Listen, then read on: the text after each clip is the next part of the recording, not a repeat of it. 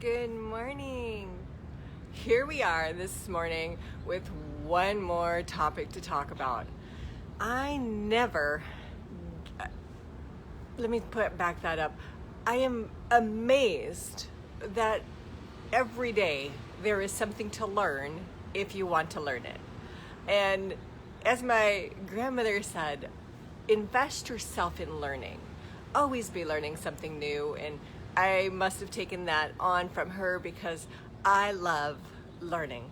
So today I'm going to talk to you about offense, the power of your words.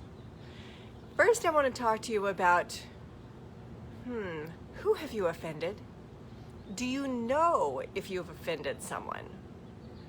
It's very important to watch what we say. Why? Well, because the power in the tongue is life and death. What are you speaking over people? Are you speaking life? Are you believing in their dreams? I have some dear people in my life that just build me up, bless my heart, encourage me by the power of their words. I have other people in my life or at a distance in my life that have hate. There's so much anger and bitterness inside of them that it spills out their mouth. And I have a heart of compassion for them. So first, I want to ask, is there anything that you've done that has offended, and not done, but said, that's offended someone else? Just the other day, a person was recalling some time that we had spent together, and it was later the next day that the Spirit of God within me said, you need to apologize for something, for this. You said this to this person, and those words have stopped growth in their life. Now, I know we are not responsible for what another person does. Offense will come. That is for certain. What you do with it is up to you, but we can watch what we say. And the second thing I want to talk to you about is, anyone spoken words of offense over you? It was many years ago. Someone had spoken over me, and it was a person in leadership that said, what I'm doing will never produce any income. What they're doing provides for them and their family, but what I'm doing will not provide for me. It might be a hobby thing. And I have carried that spirit of offense, or I carried that for a long time. And I really thought for the most part that I was over it. And yet, as I listened to something on the spirit of offense, that is immediately brought up. Have I really forgiven that person? Well, I've blocked that person, so I don't have to see any of their feed. They're doing amazing things for God. And so in this moment, I'm going, Lord, forgive me for carrying a spirit of offense, thinking that I have forgiven them. And I feel like sometimes forgiveness is a process. I feel as if I've forgiven them, but maybe I really haven't. Because when you forgive someone, you're not having to talk about them anymore. They're not impacting your life anymore. The third, first we talked about who have we offended. Second, we talked about who has offended us. Third, I want to talk about the damage of carrying offense. Carrying offense affects us, not the other person. The other person might not even know they said or did whatever. And so I'm going to ask, what are you carrying? I'm going to pause for a minute for the beautiful airplane to go past. Take a deep breath. So what are you carrying? Oh, is it words that were spoken over you? Was it things that you spoke over yourself? Whatever those things are, I'm going to ask that you let them go. Feel the pain that they've caused and decide that today I am moving forward. Those words spoken over me will not have a hold on me. You see, freedom is found in forgiveness, in letting go, in allowing people to just be people.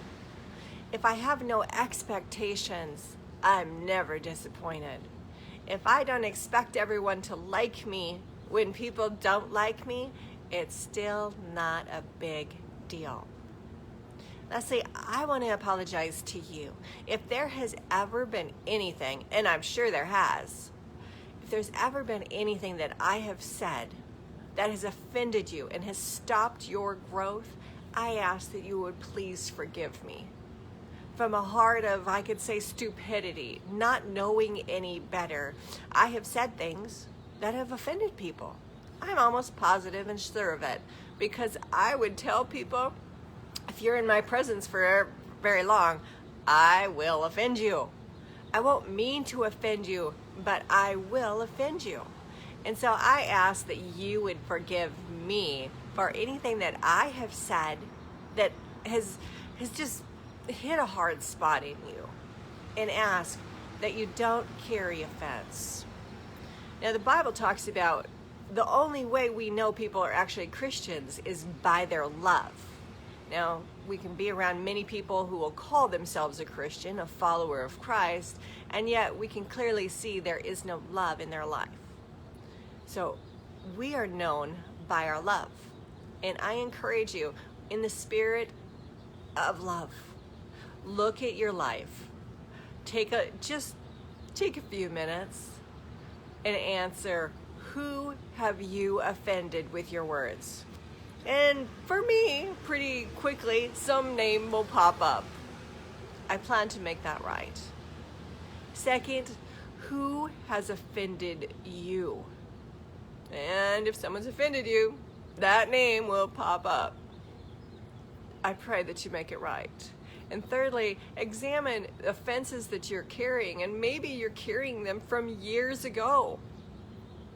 I'm a living testimony of heartbreak and pain can make you better and not bitter. I am so thankful and grateful for the experiences that I have had, because they have formed and shaped me into who I am today. And I love who I am. I love my perspective. Do I have everything perfect and everything right? Absolutely not. I am still learning and growing, and that's life. Life is an adventure, and it's an amazing adventure when you embrace it with open arms. So I encourage you to be set free. Be set free from the things that have you bound, and that today it's the power of your words. Just make a decision that from this point going forward, I am going to speak life over myself. When the spirit of offense comes, I am not going to pick it up. I'm going to choose to not be offended. And in doing so, I know that I am creating a life that I want to live. So I encourage you to do the same. So until next time, what will the subject be? We never know until we show up. Later, you guys.